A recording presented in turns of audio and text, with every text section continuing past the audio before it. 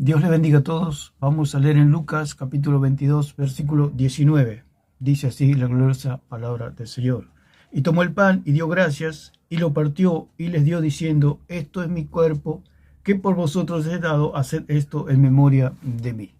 Vamos a tocar el punto de lo que es el sacerdocio católico. Si es verdad que existe un sacerdocio católico, apostólico y romano, como dicen ellos, un sacerdocio ministerial para el perdón de los pecados, porque lo que se entiende por sacerdocio ministerial es un sacerdocio que tiene la capacidad de conectar a Dios con los hombres. Ese sacerdocio está en los cielos, no está en la tierra, así que desde ya decimos que el sacerdocio católico no existe en las Escrituras.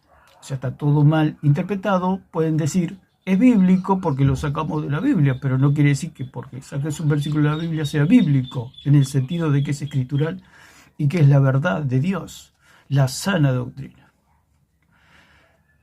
Entonces, vamos a hacernos algunas preguntas si realmente es lo que se dice ser por el catolicismo romano. En primer lugar, podemos ver qué realmente sucedió o qué realmente fue esa reunión donde estuvo Jesús y sus 12 discípulos, si realmente hubo una orden sacerdotal o un ordenamiento sacerdotal. Primeramente tenemos que decir que los discípulos fueron, cuando llegaron a la Santa Cena, que Jesús les dijo que preparen la Pascua, lo que iban a celebrar ellos es la Pascua, iban a comer la Pascua, iban a comer la víctima, el sacrificio, el cordero, no iban a tener una reunión de una ordenación sacerdotal. Simplemente iban a comer la Pascua, nada más. ¿Por qué? Porque los discípulos ya habían sido ordenados como apóstoles, como dice allí en Mateo capítulo 10, versículo 2. Entonces, ahí sí hubo un ordenamiento. Dice que Jesús fue y los ordenó, porque cuando conlleva la palabra ordenamiento significa que se le da un cargo a una persona o una posición o un nombre, un ministerio, un empleo para que la persona desempeñe. Y para eso es necesario que una persona sea nombrada. Puede ocurrir en un lugar de trabajo, hasta que la persona no se la nombra, la persona no puede ejercer ninguna función, digamos, en el sentido, por ejemplo, un encargado es compañero, es igual a todo, digamos, en un sentido, entre comillas, porque sigue siendo igual, pero se lo nombra como encargado de un sector, por ejemplo. Hasta que no viene el patrón, los jefes, los que están allí a cargo, hasta que la persona no sea nombrada delante de los otros, la persona no puede ejercer ninguna función como encargado, sino que tiene que estar en su posición, o sea, como un obrero más, un empleado más. Cuando viene y se lo nombra, le dice: bueno, a partir de este día, a partir de este momento, esta persona va a ser encargada de este sector, así que tienen que acatar las órdenes de él. Entonces, esto, cuando se habla de los ministerios y de lo que es el apostolado y lo que son los ministerios, pastores, maestros, evangelistas y profetas, conlleva al gobierno de Dios. O sea, Dios tiene sus funcionarios que tienen una conexión con el gobierno de Dios, no con el sacerdocio. El sacerdocio por un lado y el gobierno por el otro. O sea que Dios, con respecto al sacerdocio, no está más en la tierra. Pero sí Dios ha dejado funcionarios para que den orden y protejan al rebaño. Son como funcionarios públicos, como dice el apóstol Pablo, que él era un funcionario, como un funcionario público, era alguien que se encargaba de mantener el orden. Entonces, podemos leer en Mateo capítulo 10, dice: entonces, llamando a sus 12 discípulos, les dio autoridad sobre los espíritus inmundos para que los echasen fuera y para sanar toda enfermedad y toda dolencia. Los nombres de los 12 apóstoles son estos, y ahí nombra a los apóstoles. Entonces, aquí Jesús estaba apartando, estaba eligiendo, escogiendo a los apóstoles, dándole una misión, un encargo de cumplir con su ministerio. El mismo apóstol Pablo le dijo a Timoteo: cumple tu ministerio, cumple la obra de evangelista que tenés que hacer. Entonces, no tiene nada que ver lo que es el apostolado con el sacerdocio. Una cosa es el apostolado, otra cosa es el sacerdocio. Lo que hace el catolicismo romano dice la sucesión apostólica y la mezclan con el sacerdocio. No tiene nada que ver una cosa con la otra. No hay sucesión apostólica y no hay sucesión sacerdotal. Eso es absolutamente falso. Dios levantó a sus 12 apóstoles, levantó a Pablo y punto. Ellos escribieron lo que tuvieron que escribir, inspirado por el Espíritu Santo, y ahí se acabó todo. De ahí en más somos pueblo, lo cual Dios dice, y Él mismo constituyó a unos apóstoles, a otros profetas, a otros evangelistas y a otros pastores y maestros, a fin de perfeccionar a los santos para la obra del ministerio, ¿no? Para que conozcan, para el conocimiento profundo del Hijo de Dios. Ahora ya en la tierra no hay más, digamos, perdón de pecados, se puede decir de alguna manera. Antiguamente, según el orden de Aarón, había un perdón de pecados, la cual era sombra y figura del sacerdocio de Cristo, que ahora está en los cielos. Por eso los apóstoles nunca perdonaron pecados. Cuando Jesús le dice allí a los apóstoles, a los discípulos, le dice, a los que le remitieren los pecados les serán remitidos, y a los que se los retuvieron les serán retenidos. En 23 de Juan, los apóstoles se autoexcluyeron porque sabían que el que quitaba pecado era Jesucristo. No había nada para hacer para ellos. Ellos simplemente tenían que llevar a las personas al santuario, al tabernáculo. Es lo que pasaba antiguamente, pero ahora es en un sentido espiritual y es en fe. ¿Por qué? Porque ahora ya no hay un tabernáculo, un santuario terrenal. Entonces, los que anunciamos el Evangelio, llevamos a las personas por medio del Evangelio al tabernáculo, al santuario, para que reciban perdón. Nosotros no hacemos nada. Lo único que tiene que hacer la iglesia y lo único que tenían que hacer los apóstoles era anunciar el Evangelio. Por eso ellos, cuando Jesús le dijo a los que le remitieren los pecados les serán remitidos, ellos mismos se autoexcluyeron porque sabían que ellos no podían perdonar pecados, porque el que quitaba el pecado, el que quita el pecado y quitará siempre el pecado es Jesucristo. Los apóstoles no eran mediadores, que las personas recibían perdón por medio de ellos, sino que ellos recibían perdón por medio de Jesucristo. El mediador siempre ha sido Jesucristo y siempre será el Jesucristo, el Señor Jesucristo. Los curas son totalmente innecesarios, nadie los necesita. Simplemente la persona con escuchar el Evangelio y creer es salva, es salva. Los curas están de más, son fraudulentos, están ocupando un lugar que no les corresponde, están jugando en un juego satánico de ocupar el lugar de Cristo. Por eso son anticristos. Absuelven pecado. ¿Cómo van a absolver pecado? ¿Cómo van a perdonar pecado? Dice, yo te absuelvo, yo te perdono. Le dicen yo, en el nombre de Dios. Pero no es ninguna, no hay otro mediador. O sea, está Dios, está Cristo y está el hombre. No hay nadie en el medio. Entre Cristo y el hombre no hay nadie. Nadie. Es el hombre con Dios y el medio es Jesucristo. Los curas son totalmente fraudulentos. Y entonces lo vamos a demostrar por medio de las Escrituras. ¿Y por qué? Porque allí en la cena, que ellos dicen en la cena, dice que hubo un ordenamiento, pero si ya estaban ordenados, ¿cómo los van a volver a ordenar? Entonces, si hubiera un nuevo ordenamiento, como siempre les digo en los videos, los apóstoles, que no eran unos tontos, que tenían alguna deficiencia, que no podían comprender, ellos entendían perfectamente lo que estaba sucediendo a su alrededor. Estaban con el Hijo de Dios, estaban creyendo en el Hijo de Dios.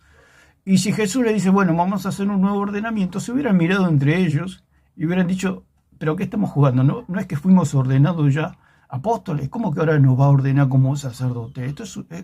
Este señor está jugando con nosotros. Pero no era así, no es como lo dice el catolicismo. El catolicismo es toda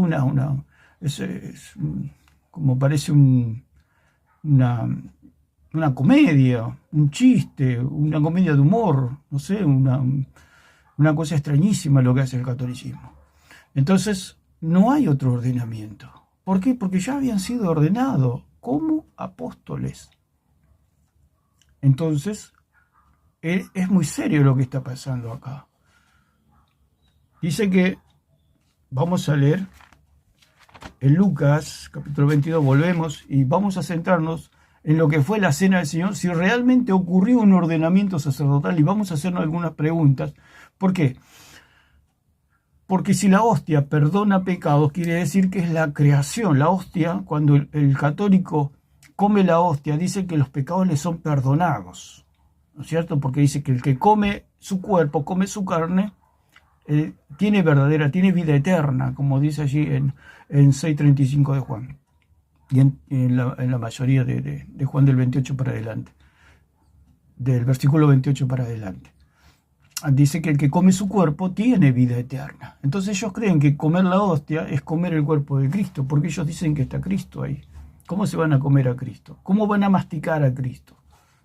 O sea, la hostia es un dios de harina. Ellos tienen dios de yeso, dios de piedra, dios de madera, y tienen un dios de harina también, llamado hostia. A ese dios se lo comen ellos. Como sucede en el paganismo, que se comían a sus dioses, se bebían toda su sangre para obtener los poderes de sus dioses. Y eso es lo que hace, porque el catolicismo no es otra cosa que paganismo disfrazado de cristianismo. Entonces, si ellos se comen a Cristo, porque otra cosa más, que dicen que en la hostia está Cristo, ¿no? Dice, pero le dan la galletita redonda, pero dice, pero ¿dónde está Cristo? No lo veo. Él dice, no, lo que pasa es que está dentro de la hostia, le dice. Y el católico dice, sí, porque no lee las escrituras, porque no tiene el Espíritu Santo, porque no cree en Jesucristo. Una persona que no cree en Jesucristo le pueden decir que Cristo está dentro de una galletita y lo creen. Además, si Cristo estuviera dentro, dice la palabra que ni un hueso de él sería quebrado. Entonces, si ni un hueso del Señor sería quebrado, ¿cómo es que los católicos quiebran todos los huesos de Cristo?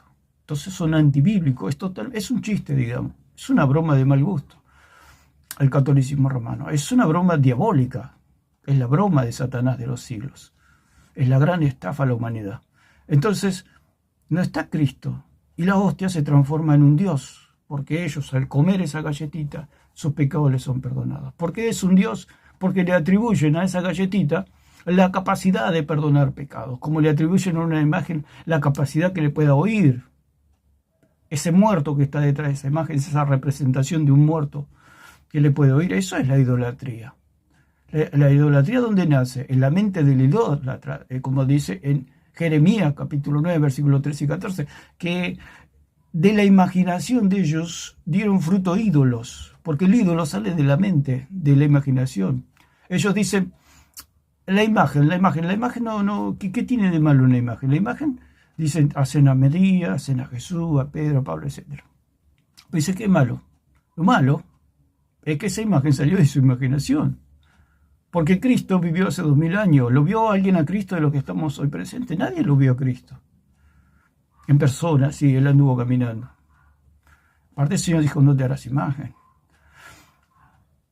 Cuando se hace esa imagen, dice que tiene de malo. Tiene de malo que salió de tu imaginación esa idolatría. Eso es lo malo.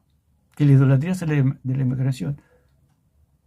Capaz que no tiene nada que ver lo que dibujaron con Cristo. Pero lo malo es que el ídolo sale de la imaginación. Por eso el ídolo está en la imaginación del católico.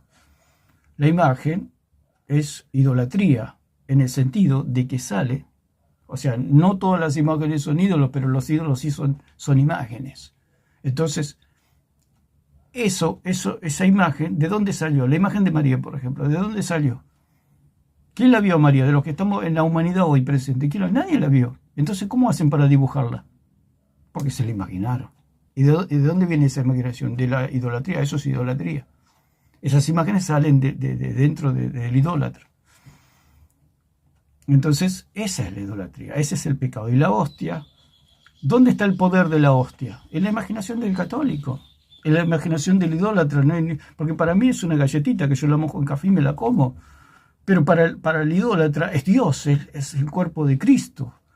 Si se cae, ¡oh, qué horror! Se cayó una hostia. Porque eso es el idólatra. Porque el idólatra es el que transforma a la persona en un ídolo. Por ejemplo, vamos a poner siempre los mismos casos, ¿no? Messi. Messi es una persona común y corriente, pero una persona que le idolatra lo transforma en un ídolo. Quizá para mí no es un ídolo, es una persona común y corriente que lo encuentro por la calle y lo saludo. Pero para otra persona es un ídolo, es un semidios. Y es lo mismo con la idolatría católica. Para el católico, la hostia es Dios, es Cristo, es el cuerpo de Cristo. Y de tal manera, hasta que lo sacan a las calles, lo veneran, digamos. Ellos dicen, lo respetamos.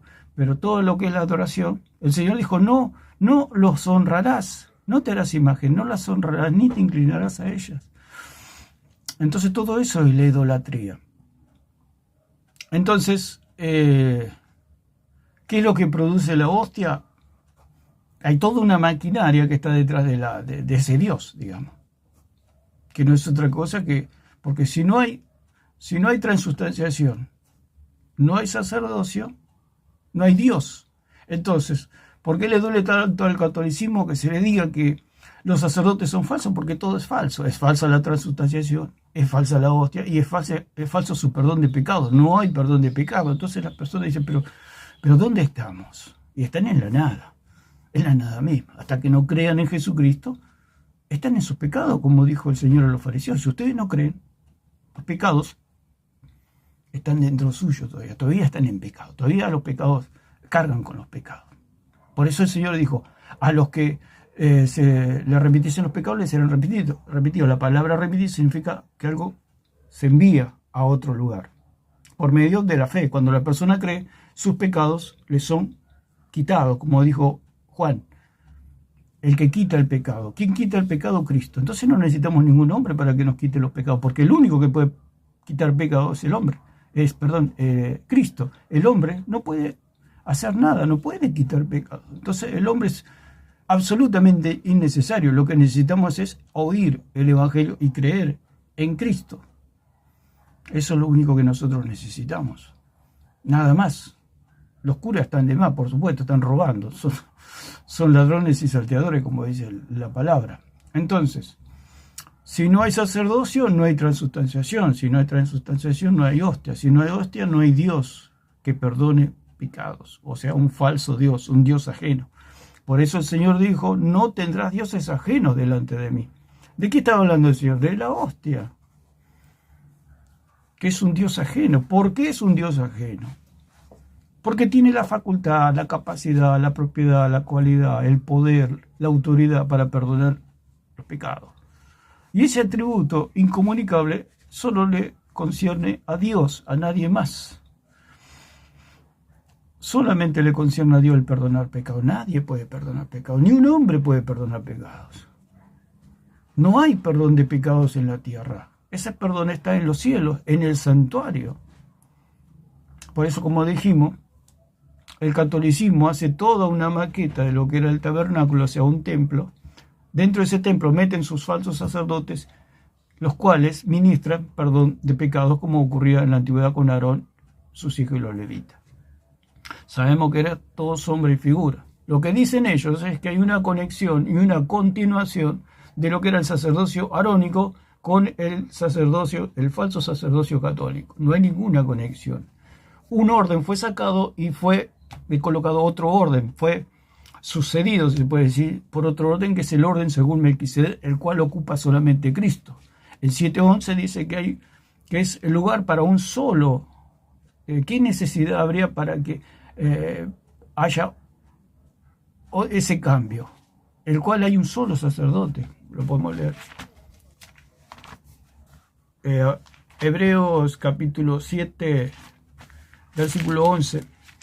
Dice, si pues la perfección fuera por el sacerdocio levítico, porque bajo él recibió el pueblo la ley, ¿qué necesidad habría aún de que se levantase otro sacerdote? Allí tendría que haber dicho,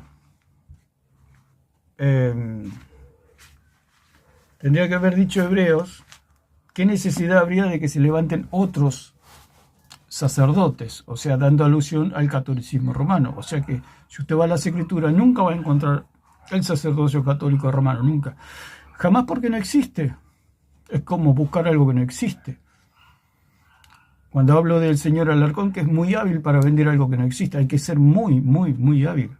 En eso se lo reconoce al señor Alarcón, que vende cosas que no existen. Es como que yo me subo al colectivo y vendo algo que no existe, o me paro en una esquina a vender cosas que no existen. Y eso, bueno, es una habilidad, digamos, y se juega la cabeza también. Porque si no lo demuestra es la vergüenza. Es como, yo vendo una cosa que no existe y voy a pasar vergüenza. Si me pueden golpear, me pueden llevar a la cárcel, inclusive hasta me pueden matar. Si yo vendo algo que no existe, si yo estafo a la gente. Por eso son estafadores. El señor Alarcón está estafando a la gente. porque le está vendiendo cosas que no existen, no están en la palabra. Por eso el católico compra y compra cosas que no existen. Es como comprar por internet cosas que no existen. Va al lugar, ni siquiera existe el supermercado. Compra cosas del supermercado y va al lugar y está un terreno vacío. Entonces que la persona fue estafada. Entonces necesitamos informarnos si realmente existe el supermercado para comprar en ese supermercado. Entonces el católico tiene que ir primero a las escrituras para constatar si realmente existe el sacerdocio católico.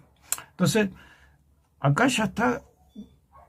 Un solo versículo es como una bomba atómica que destruye todo el catolicismo. Pero, ¿qué pasa? El idólatra no quiere soltar. Por eso dice, como dice, a los que le remitieren los pecados les serán remitidos, que les son remitidos cuando creen. Dice, y a los que se les retuvieren les son retenidos. La palabra ahí es krateo, del griego, que significa retenido, significa agarrar con fuerza algo, con todo, imperiosamente, dice, con poder algo. Entonces la persona, puede ser un católico o cualquier persona, escucha el Evangelio, escucha que Cristo es el único y suficiente Salvador, que no necesita una religión, no necesita nada, solamente creer.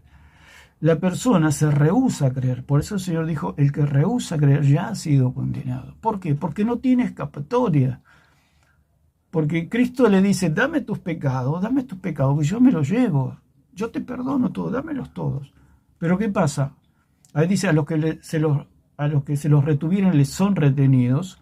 La palabra retener es krateo y significa que la persona se abraza de sus pecados, no deja que sus pecados se vayan de su vida. Por eso rehúsan creer, y ese es el verdadero significado. No es que Cristo le dijo, los que ustedes perdonen los pecados, la gente puede recibir perdón, y a los que ustedes no le perdonen no recibirán perdón. Eso es lo que entiende falsamente el catolicismo. Eso no quiere decir, porque ningún hombre puede hacer eso. Ningún hombre tiene el poder para hacer eso. Lo dice en el nombre de Dios. Yo también puedo decir, te perdono en el nombre de Dios. Pero sucedió algo, no sucedió nada. Es como que yo salgo a la calle y digo, bueno, confesame tus pecados que yo te los perdono. Pero te lo hago en el nombre de Dios. Atención. Está bien, dice la persona, y confiesa todos sus pecados. Está bien, yo te absuelvo en el nombre de Dios. Punto, se fue la persona. ¿Se recibió perdón de pecado? No. Es lo que pasa con los curas. La gente va, se confiesa, el cura dice, te perdono en el nombre de Dios, te absuelvo en el nombre de Dios. ¿Sucedió algo? No sucedió nada. ¿Por qué? Porque la persona tiene que creer en Jesucristo. La persona recibe perdón de pecados por medio de Jesucristo. Por gracia sois salvos. O sea que hay una predisposición de Dios de querer salvar al hombre. Por eso dice por gracia, porque a Dios le plació salvar al hombre. Porque Dios quiso salvar al hombre. Por gracia, por pura gracia. Pero hay un medio. No es que Dios eligió a este y a este, como dicen los calvinistas falsamente. No, hay un medio. Dios quiere salvar a la humanidad. La quiere salvar. De hecho, Cristo murió por todos los hombres de la humanidad, de todos los tiempos. Él se llevó los pecados de todos los hombres. Por eso Juan el Bautista dijo, el que quita el pecado del mundo. O sea que la sangre de Cristo vale por los pecados de todos los hombres de todos los tiempos. Entonces, es falso. ¿Por qué? Porque la persona tiene que creer en aquel que quita. El hombre no puede hacer nada. Entonces yo quiero recibir perdón de pecado, me voy a una capilla católica y recibo, y el cura me dice, es una estafa.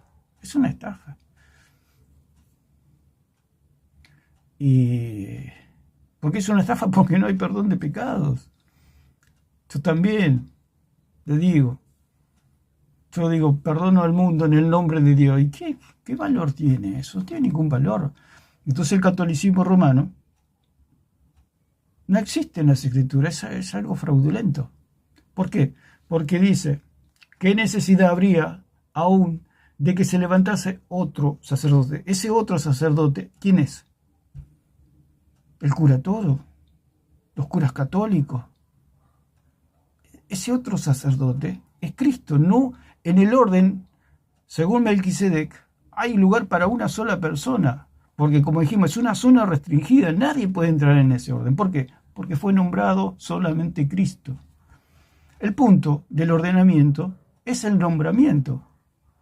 Si a la persona no se le ordena, como dijimos el ejemplo del empleado que pasa a ser encargado, hasta que el patrón no lo nombra como encargado, esa persona no puede ejercer ninguna función como encargado. ¿Por qué? Porque no fue nombrado. El día que es nombrado ya cambia la situación.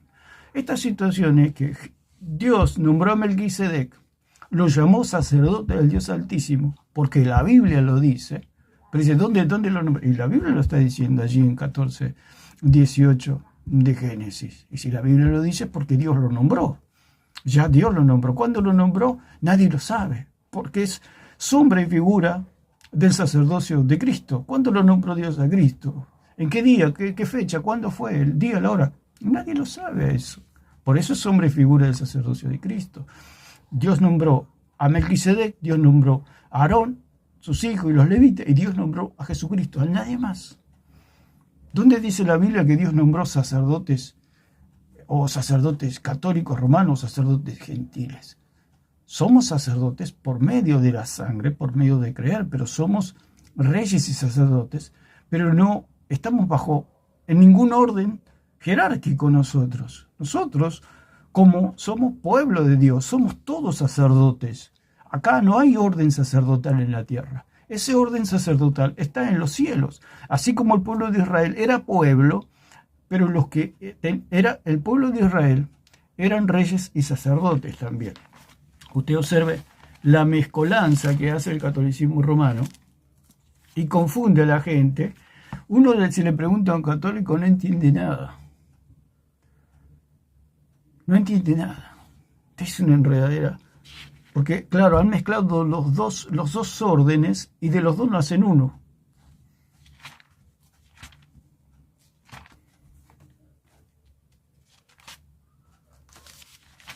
Muy bien, tenemos 19:6. Dice, bueno, el 5 dice, ahora pues, si diereis oído a mi voz y guardareis mi pacto, vosotros seréis mi especial tesoro sobre todos los pueblos, porque mía es toda la tierra.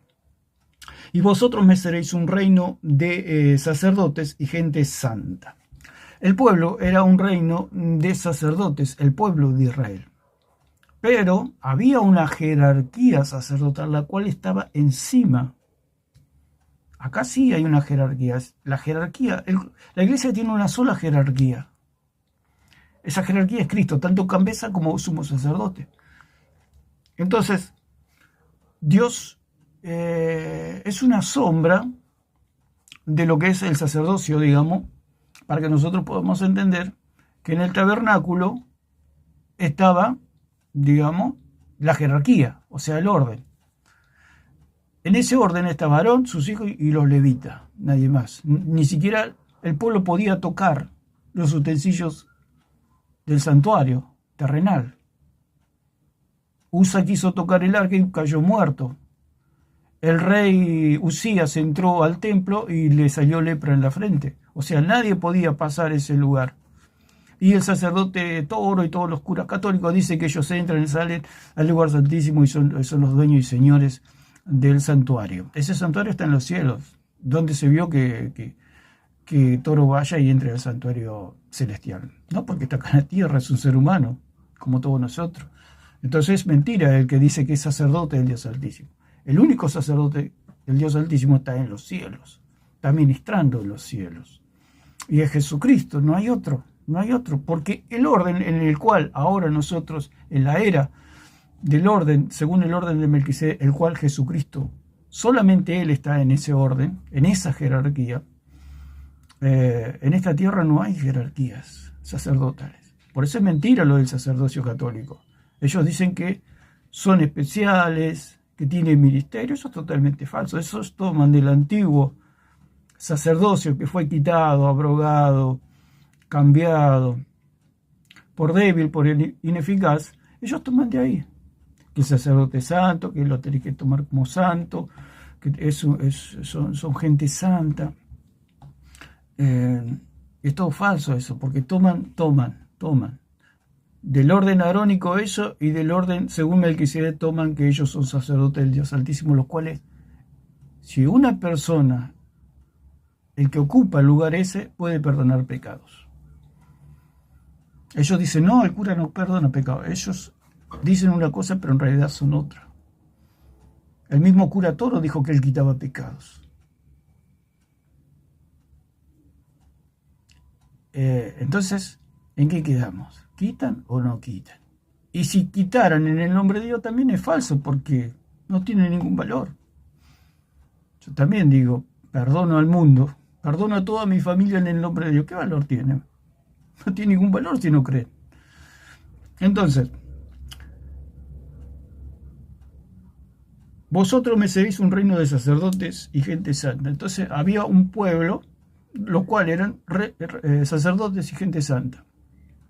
En la iglesia del Señor dice que fuimos lavados, como dice en Apocalipsis 1, 5 y 6, fuimos lavados por la sangre de Cristo, lo cual Él nos hizo a nosotros reyes y sacerdotes para su Padre. Entonces nosotros somos sacerdotes, por supuesto que somos sacerdotes.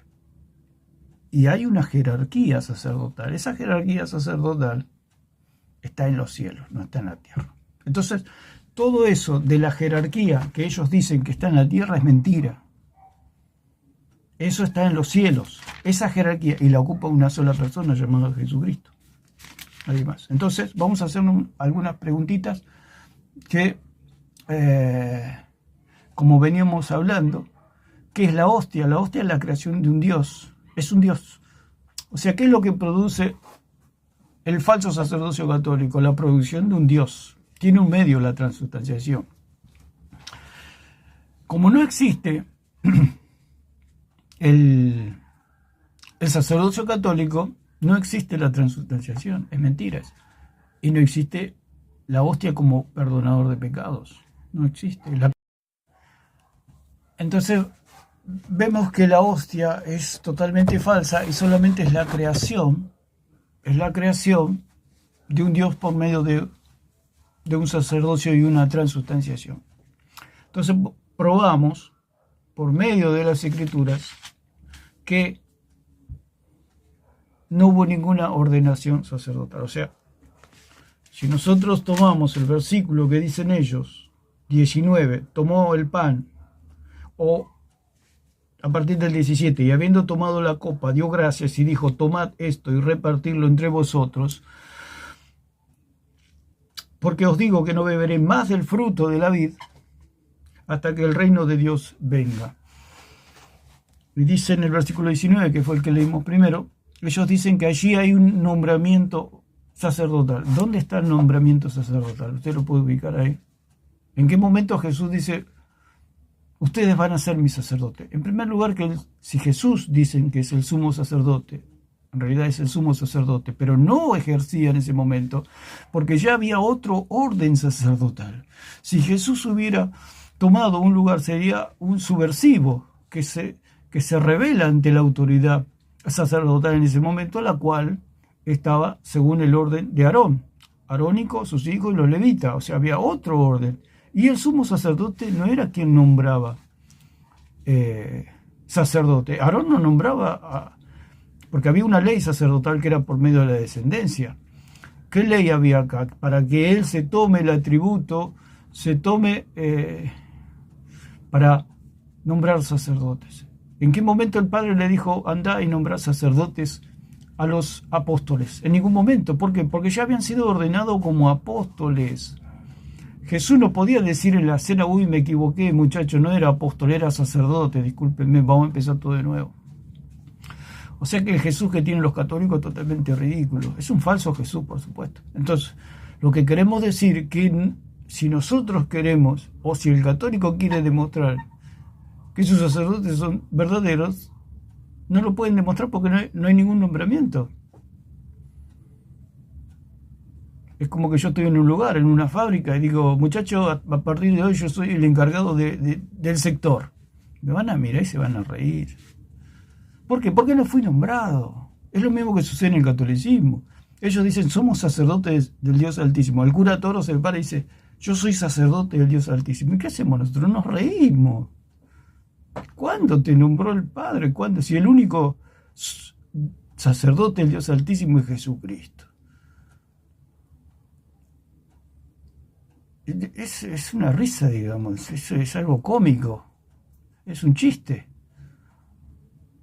es una broma. ¿Qué pasa? Yo digo, ahora muchachos, yo soy el nuevo encargado. Nadie me nombró. Cuando llega el verdadero encargado, ¿qué tengo que hacer yo? Retirarme. ¿Qué era? Mentira. Y es lo que sucede con los curas católicos. Cuando vean al verdadero y al único sacerdote de Dios Altísimo, ¿qué tienen que hacer los curas católicos? Meterse bajo las piedras. Por eso el Señor dijo, apartaos de mí, hacedores de maldad, no los conozco, no sé quiénes son. Los católicos se van a llevar gran sorpresa porque Dios no los conoce. Dios no los conoce a los católicos. ¿Quiénes son los católicos? Dios conoce a los suyos y aparte de iniquidad todo aquel que invoca el nombre de Cristo. Este es el sello de la salvación, que Dios conoce a los suyos. Si Dios no lo conoce, no es nada. ¿Quién lo conoce el cura Toro? ¿Quién lo nombró? ¿Dónde dice la palabra que fue nombrado el cura Toro como sacerdote del Dios Altísimo? No lo dice en ningún lado. Porque Dios nombró a Melquisedec, nombró a Aarón y nombró a Jesucristo. Nadie más, de ahí no hay más nada. Entonces todo es un invento. Entonces, ¿qué es lo que fueron ellos a celebrar en la Pascua? Simplemente fueron a comer el cordero. Jesús hizo unas palabras de introducción, luego cenaron y después otra vez Jesús levantó la copa y dijo, esta es la copa del nuevo pacto. O sea que la copa simbolizaba el nuevo pacto. Esta es mi sangre, este es mi cuerpo. Haced esto en memoria de mí. ¿Hubo alguna ordenación sacerdotal allí? Ellos dicen que es por repartir pan, porque Melquisedec repartió pan con Abraham. ¿En qué momento? Simplemente comieron con Abraham. Repartió pan y vino Melquisedec con Abraham. ¿Por qué? Porque estaban celebrando la victoria sobre los enemigos, o sea, los cautivos habían sido libertados, era toda una prefiguración de la obra de Cristo. Estaban celebrando la libertad de los cautivos, y es lo mismo que sucede, lo que sucedió en la cruz, muerte, 3 días en el Hades de Jesucristo, su estadía de 3 días en el Hades, resurrección, ascensión a los cielos, es toda una celebración de la libertad de los cautivos. Por eso dijo el Señor, se llevó cautiva la cautividad, el Señor trajo libertad y se llevó a los cautivos, así como Abraham libertó a los cautivos, era toda una celebración de la libertad de los cautivos.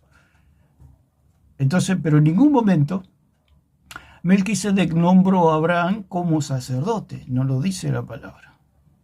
Abraham no era sacerdote, ni fue sacerdote, nunca fue nombrado por Dios, por más que haya sido el patriarca más grande. Y dice que el mayor bendice al menor. ¿Qué quiere decir? Que había una jerarquía. Melquisedec tenía una jerarquía sobre Abraham. Abraham es como que representaba al pueblo y Melquisedec representaba el sacerdocio de Cristo. Se puede decir de alguna manera.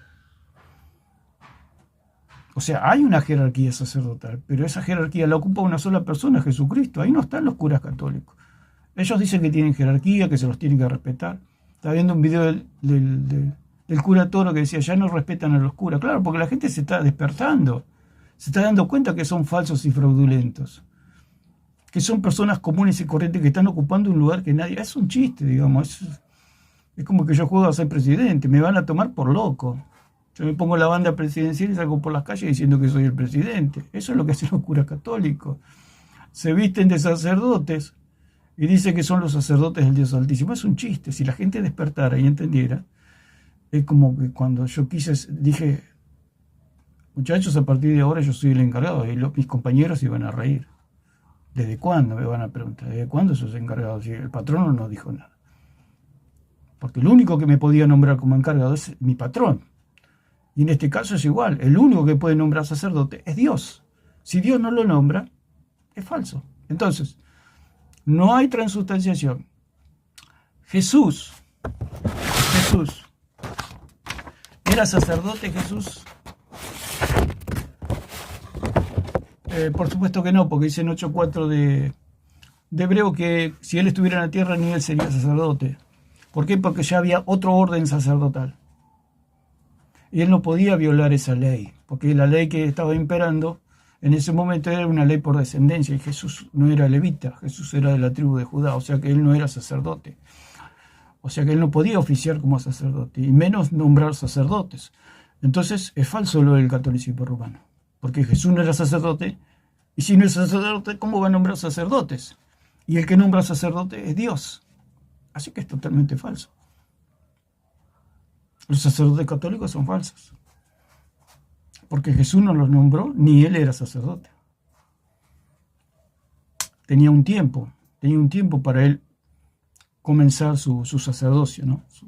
Entonces, ¿qué fue eso? Fue la celebración de la Pascua. Dice, llegó el día de los panes y levadura en el cual era necesario sacrificar el cordero para la Pascua. Era necesario sacrificar el cordero para la Pascua. Entonces, eso era una figura de lo que era el sacrificio de Cristo. Y ellos comieron del cordero. Por eso el Señor dijo que el que come mi carne, come verdadera comida. El que bebe mi sangre, bebe verdadera bebida. Comer es creer. O sea que era una figura de creer en el Mesías. Cuando comían el cordero, era una figura de que estaban creyendo en el Mesías. No era que se tenían que comer literalmente el cuerpo de Cristo. Por eso estaban las figuras, o sea, el cordero, que ellos sacrificaban la víctima y se la comían. Eso era todo lo que era la fe de creer en el Mesías. Cuando se comían al cordero, estaban diciendo que creían. Eso es comer al cordero, creer, simplemente. No es comer la hostia. Entonces Jesús lo hubiera hecho panadero, muchachos. Si la gente se va a salvar por comer pan, más bien dedíquense a la panadería, ¿no? Le hubiera enseñado a hacer pan y listo, que tanta vuelta. Pero no es por repartir pan. ¿Dónde dice que Melquisedec porque le dio pan? Según a la manera de Melquisedec. Eso no es a la manera de Melquisedec. Según Melquisedec es por la descendencia. Esa es la ley sacerdotal, por descendencia. No tiene nada que ver con el pan y el vino. Ellos estaban celebrando. Y acá también estaban celebrando la Pascua. No tiene nada que ver el pan y el vino con lo sacerdotal. No tiene nada que ver. ¿Por qué? Porque para que una persona sea sacerdote tiene que ser nombrada. Si no hay nombramiento, no hay jerarquía, digamos, si se puede decir. No hay jerarquía. Usted no puede llegar a su trabajo y decir, bueno, a partir de ahora yo soy el jefe acá. No, eso es un chiste. Eso es lo que hicieron los curas católicos y lo que hace el catolicismo. Es que, bueno, a partir de ahora nosotros somos sacerdotes. En la tierra no hay órdenes. O sea, todos somos sacerdotes, somos todo pueblo. No hay orden sacerdotal aquí en la tierra. Sí hay ministerios, pero eso no tiene nada que ver. Una cosa es la parte del gobierno de Dios, como él gobierna a su iglesia, y otra cosa es la orden sacerdotal. Son dos cosas distintas. Ellos quieren mezclar el sacerdocio con los ministerios. Es una completa locura. ¿Por qué? Porque los ministros están para servir y la orden está para mandar. Es totalmente distinto. Un apóstol está para servir, un profeta está para servir, un evangelista está para servir, un pastor está para servir, un maestro está para servir. En cambio, cuando había el orden sacerdotal, porque orden significa jerarquía, alguien que está por encima, en lo que es el sacerdocio. Y nosotros tenemos una jerarquía sacerdotal, la cual es Jesucristo, no hay otro. Cristo nos dejó, por eso estamos viendo aquí en las Escrituras, que Cristo no dejó ninguna orden sacerdotal, ningún ministerio que perdone pecados aquí en la tierra. Eso es lo que queremos decir. ¿Por qué? Porque hay una sola orden jerárquica que está en los cielos y hay un solo gobierno en la iglesia que también está en los cielos. En los dos casos es Jesucristo. Por eso dice que Melquisedec era rey y sacerdote. Rey tiene que ver con respecto a lo que es el gobierno. O sea, rey y sacerdote. Porque los sacerdotes no mandaban, digamos. En todo caso, si ponemos una figura, sería Moisés como el rey de Israel, digamos, aunque el rey era Dios. Pero Aarón no podía... En realidad que mandaba era Dios a través de sus mandamientos, pero si lo podemos... Él era rey, porque el rey es el que manda, digamos, el que da las órdenes. El sacerdote es el que hacía los sacrificios y conectaba al pueblo con Dios. Entonces eran dos funciones distintas. O sea, Moisés no podía oficiar de sumo sacerdote ni Aarón ocupar el lugar de Moisés. Pero en Jesucristo, como dice que Melquisedec es según el orden de Melquisedec y a la manera de Melquisedec, es que él era rey y sacerdote, como lo dice claramente la palabra. Entonces, ese rey y sacerdote está en los cielos. Hay un solo rey y hay un solo sumo sacerdote, Jesucristo. Entonces, se quiere mezclar lo que es la parte gubernamental de Dios con la parte, digamos, del perdón de los pecados a través del orden sacerdotal, que es Jesucristo, ¿no es cierto? Se lo quiere mezclar y se quiere hacer una mezcolanza para decir que los pastores son como los que gobiernan la iglesia. No, los pastores, los maestros son los que sirven, es todo lo contrario. Son los que sirven, los que están abajo, los que están sirviendo, los que están soportando el peso de la instrucción del pueblo. El pueblo está recibiendo para a su vez ellos instruir a otros. Esos son los ministerios. Por eso en la iglesia no hay jerarquía, hay ministerios. Hay gente que Dios ha escogido y ha puesto en el pueblo, como dice la palabra, que Dios dio dones a los hombres y constituyó, o sea, Él puso en el pueblo apóstoles, profetas, evangelistas, pastores y maestros, a fin de perfeccionar a los santos para la obra del ministerio, para llegar al conocimiento pleno, al conocimiento profundo del Hijo de Dios. Cuando habla la palabra conocimiento, es un conocimiento completo del Hijo de Dios. Y eso se logra por medio de la instrucción. Pero pastores, maestros, evangelistas, no están para guiar, sino que están para instruir. Están para instruir al pueblo, porque el que guía al pueblo, ¿quién es? Es el Espíritu Santo, por medio de las Escrituras. Es Cristo gobernando al pueblo, que Él envió al Espíritu Santo para que guíe al pueblo. ¿A dónde guía el pueblo? El Espíritu Santo, a las Escrituras. Y las Escrituras nos llevan a Cristo. Entonces, lo que es el catolicismo romano, en este caso, es totalmente falso. Entonces, una pregunta que se tendría que hacer, entonces, si los curas católicos son falsos, la transustanciación tiene que ser falsa. Y como la transustanciación es falsa, la hostia es falsa y no perdona pecados. Como dijimos, cuando ellos levantan la hostia, que no es otra cosa que, como pasaba en la antigüedad, cuando se ofrecían sacrificios al dios Sol, levantan la hostia. ¿Dónde está eso en la palabra? Que por levantar el pan se va a convertir en el cuerpo de Cristo. ¿Dónde está eso? Cuando dice Cristo, comed, esto es mi cuerpo, o sea, Cristo tenía dos cuerpos, o sea, los discípulos que veían doble. Por eso el catolicismo agarra a los discípulos y a los apóstoles como si fueran tontos. Si los discípulos estaban viendo que era pan y que Cristo decía, coma, esto es mi cuerpo, ¿qué quiere decir? Que era simbólico, que no era verdadero.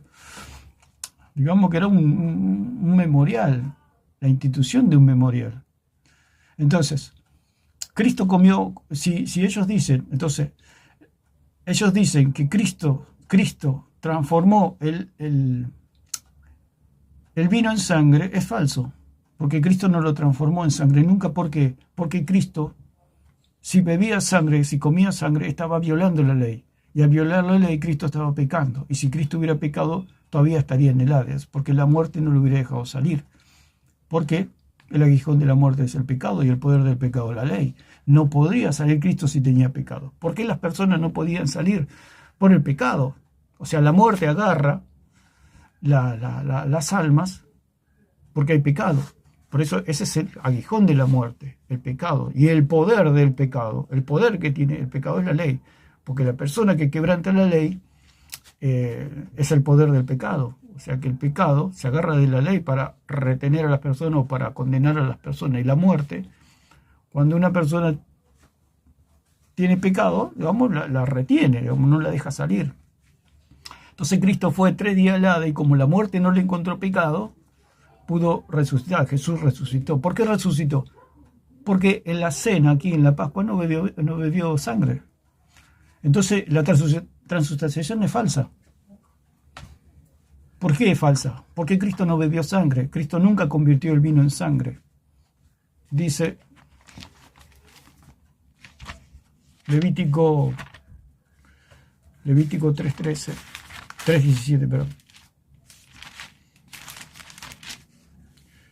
Dice, estatuto perpetuo será para vuestras edades, donde quiera que habitéis, que ninguna grosura ni ninguna sangre comeréis. Aún, esto es bajo la ley, y aún antes de la ley, dice, pero carne con su vida, que es su sangre, no comeréis. Esto ya le dijo Dios a Noé, que no coma sangre porque era para expiación. Entonces estaba prohibido por Dios comer sangre. Eso es bajo la ley, ¿no es cierto? Ahora el cristiano no hay nada que lo pueda condenar. Pero es más saludable no comer sangre. Pero nada lo condena al cristiano ahora. ¿Por qué? Porque Cristo cumplió la ley por nosotros. ¿Por qué? Porque Cristo no comió sangre. Entonces, ¿qué quiere decir si Cristo no comió sangre? Que no hubo transustanciación. Tampoco comieron carne humana, como dicen. Dice, Cristo comió sangre. Cristo no comió sangre. Vamos a Levítico 17:10.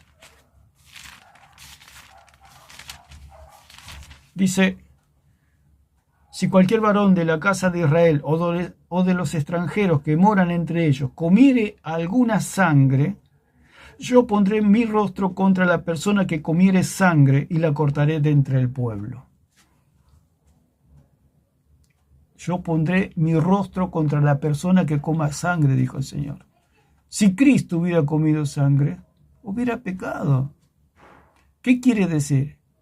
Que no existe la transustanciación, que Cristo no convirtió el vino en sangre. Vamos a otro pasaje.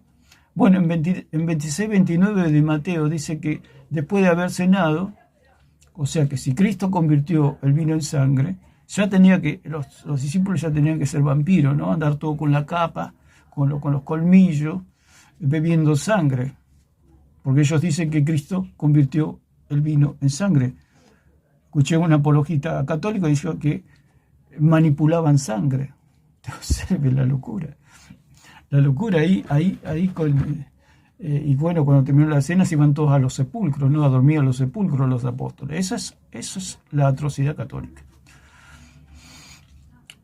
Pues estaban todos los discípulos allí chorreando sangre, con los colmillos, con la capa, con la capota. Alguno que otro andaba a buscar más pan que falta y se fue volando, volvió volando como un vampiro, como un murciélago. Esa es la locura, el horror que se cree aquí. Entonces, en 26:29 dice que Jesús levantó la copa, vamos a leer, y ahí demuestra que no era sangre lo que estaba bebiendo el Señor, sino en qué momento ocurrió la transustanciación. ¿En qué momento? Si antes, durante y después tomaron vino, dice, y os digo que desde ahora no beberé más de este fruto de la vid hasta aquel día en que lo beba nuevo con vosotros en el reino de mi Padre.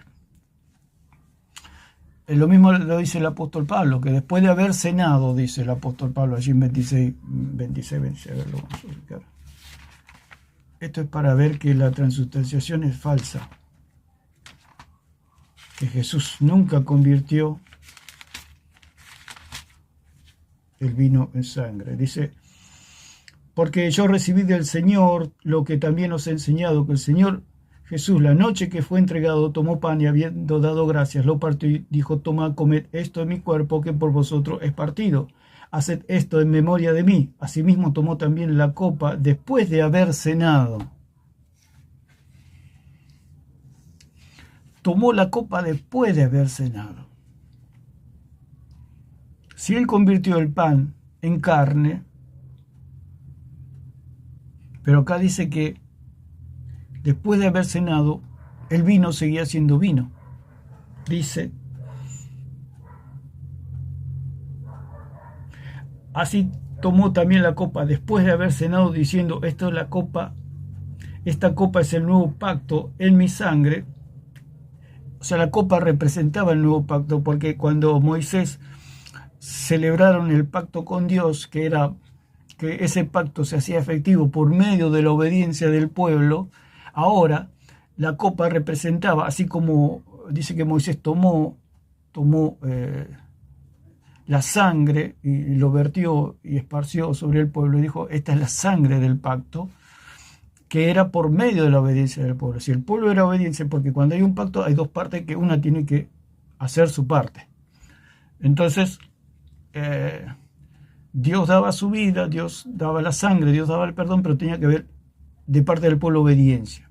Ahora el nuevo pacto, dice, esta copa es el nuevo pacto, quiere decir que ahora la obediencia que nos tendría que tocar a nosotros, la cumplió Cristo, lo que nosotros teníamos que hacer. Porque la obediencia no es por nuestra obediencia, la salvación no es por nuestra obediencia, es por la obediencia de Cristo. Entonces esa copa representaba la obediencia de Cristo. Representaba que la parte que nos tocaba a nosotros la hizo Cristo por nosotros. Entonces por eso es un nuevo pacto. Antes el hombre tenía que cumplir la ley para ser salvo. Ahora nosotros tenemos que creer en aquel que cumplió la ley para ser salvos. Entonces, asimismo tomó la copa después de haber cenado diciendo, esta copa es el nuevo pacto en mi sangre, hacer esto todas las veces que la bebieres en memoria de mí. Así pues, todas las veces que comieres este pan, no está diciendo que comieres esta carne. Porque Pablo no andaba convirtiendo por todos lados el pan en carne y el vino en sangre. Porque los mismos apóstoles dijeron a Pablo, lo único que te recomendamos es que se guarden de ahogado, de fornicación y de comer sangre. Y Pablo dice que no le dijo nada a Pablo. Porque si no, Pablo le hubiera dicho, pero si tengo que convertir el vino en sangre, ¿cómo hago que no coman sangre? Porque en ningún momento los apóstoles fueron curas católicos. Eso es mentira. Los apóstoles eran apóstoles de Cristo nada más. El catolicismo no existe en las Escrituras. Y menos el sacerdocio católico romano no existe. Entonces, así pues, todas las veces que comieres este pan y bebieres de esta copa, la muerte del Señor anuncia hasta que Él venga. En ningún momento hay una ordenación sacerdotal. Él dice que el apóstol Pablo fue al tercer cielo. Jesús no le dijo nada de nuevos sacerdotes. El mismo apóstol Pablo dice allí en Corintios 1:17, creo que dice que, o 1:14, por ahí anda, que el Señor no lo envió a bautizar. Otra de las cosas que cree el catolicismo, que el bautismo salva. 17. Pues no me envió Cristo a bautizar, sino a predicar el Evangelio, no con sabiduría de palabras para que no se hagan a la cruz de Cristo. O sea, Pablo fue al tercer cielo y Jesús nunca le dijo, mirá que hay un nuevo orden sacerdotal en la tierra. Nunca, jamás. Porque si no le hubiera dicho, Cristo me envió a perdonar pecados. O dijo, Cristo no me envió a bautizar, sino a perdonar pecados. Porque eso es más directo. ¿Qué tiene? Si yo puedo perdonar, ¿para qué predicar? Que vengan, se confiesen y ya está, listo, ya los perdono a todos y ya está. Por eso el Señor dijo, ¿qué es más fácil? Decir, ¿tus pecados te son perdonados o al paralítico levántate y anda? Por supuesto, tus pecados te son perdonados. Y es lo que hacen los católicos. Lo que hacen los curas católicos, un fraude, una mentira, algo que no existe.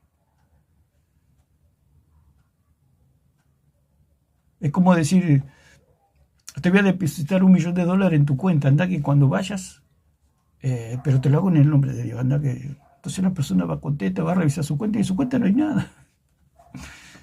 Entonces el católico, cuando llegue a la presencia de Dios a rendir cuenta, le va a decir, pero si el cura todo me perdonó todos los pecados, yo cómo me arrancaba y me quitaba los pecados. Señor, ni enterado. No, acá están todos tus pecados, no fuiste perdonado. Pero ¿cómo que no fui perdonado? Si el cura todo me perdonó, me absolvió en el nombre de usted, Señor. No.